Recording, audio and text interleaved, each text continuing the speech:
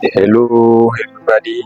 I'm Mohamed. Every time I like to present my name because for the first, it will help you who you want this movie for the first time. I'm sorry because today, as I promised everyone, I would like to be online, but the problem is not mine. It is the problem is concerning about the connection. I'm so sorry. Concerning the lesson of today, as the title said, the name these sounds we make. I would like more to speak in French for help those people who are beginner or who starts to speak in English. Ok? Bonjour tout le monde.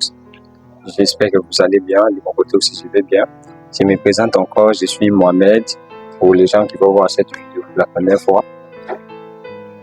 Comme je vous avais promis, je devais être en direct aujourd'hui, le samedi, mais je suis désolé, c'est parce que je me suis rencontré à un problème de connexion. Donc, j'espère qu'à la prochaine fois, je vais faire de mon mieux pour que je ne puisse pas tomber en fait dans ces problèmes. Sans plus tarder, nous commençons. La leçon d'aujourd'hui, comme je disais, the name these sounds we make. Qu'est-ce que cela veut dire? C'est-à-dire quoi? Les noms de quelques signes que nous faisions en fait. C'est parce que vous allez voir que non, il y a d'autres signes que nous faisions, mais ces signes-là, ça se manifeste en fait. Mais que nous ne savons pas ça en fait en français ou en anglais. Mais moi, je vous donne ça beaucoup plus en anglais pour vous aider à multiplier vos vocabulaires, pour aider ceux qui sont déjà en train de parler ou pour les débutants aussi, que cela puisse vous aider. Comme je vous avais promis que la leçon d'aujourd'hui, c'est vraiment très très importante pour tout le monde. C'est-à-dire que ce soit vous êtes débutant, que ce soit vous êtes intermédiaire, que ce soit vous êtes professionnel. C'est parce que ces leçons ici, vous allez retrouver ça nulle part. Sans plus tarder, nous commençons. Les premiers mots que je vous ai pris comme le premier exemple, c'est whistle. On prononce en anglais whistle. Whistle, ça veut dire quoi?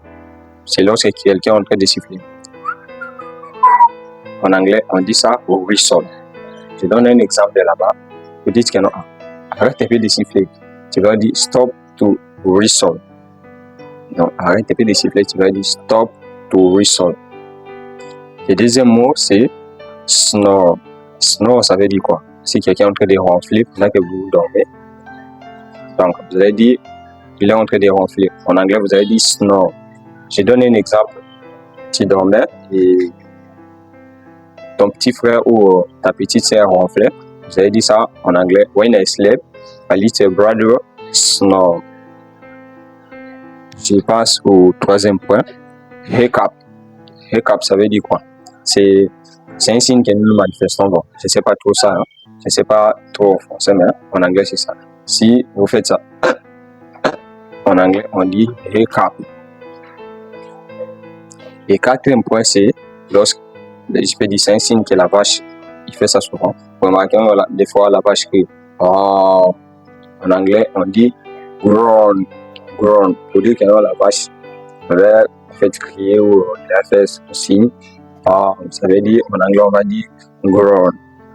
Nous passons au cinquième point, c'est tat. Tat, ça veut dire quoi?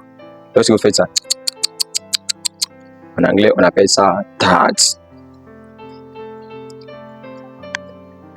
Le sixième point, c'est hum. Hum, qu'est-ce que cela veut dire? Hum, ça veut dire chanter à 1000 voix. Par exemple, vous chantez. Donc, vous chantez à l'intérieur de vous. On appelle ça, on dit ça en anglais, he hum. C'est-à-dire, il est en train de chanter à 1000 voix, soit il est en train de chanter à l'intérieur de lui. On dit ça, he hum. Je passe au septième point et puis le dernier point, c'est sign. Sign, ça veut dire quoi? Par exemple, il fait chaud à l'extérieur, dès que vous entrez, vous dites ah. En anglais, on dit sigh. Sigh. Donc, c'est-à-dire, vous respirez en fait. Et je peux dire ça autrement, dans le sens. C'est un signe que nous manifestons, mais pour dire ça en anglais, c'est sign. Sign, signe que nous pensons. Parce que vous entrez, vous êtes fatigué, vous êtes arrivé quelque part, vous faites ah. En anglais, on dit sigh. Et puis, c'est tout pour tout ce que je vous avais préparé. Il nous reste encore un petit bonus. Comme je vous avais dit, à chaque leçon, je serai avec vous pour vous aider et puis pour vous donner des proverbes. Donc, les proverbes aussi, c'est vraiment important pour vous. Donc, les proverbes d'aujourd'hui, c'est better later than never. Ça veut dire quoi? Mieux vaut tard que jamais. Comme nous disons en français, mieux vaut tard que jamais. En anglais, on dit better later than never. On dit mieux vaut tard que jamais en français. Merci beaucoup. C'est tout pour cette vidéo. N'oubliez pas de liker, de commenter et puis de partager aux autres. C'est parce que nous puissions, ça va nous aider, que nous puissions élargir notre communauté.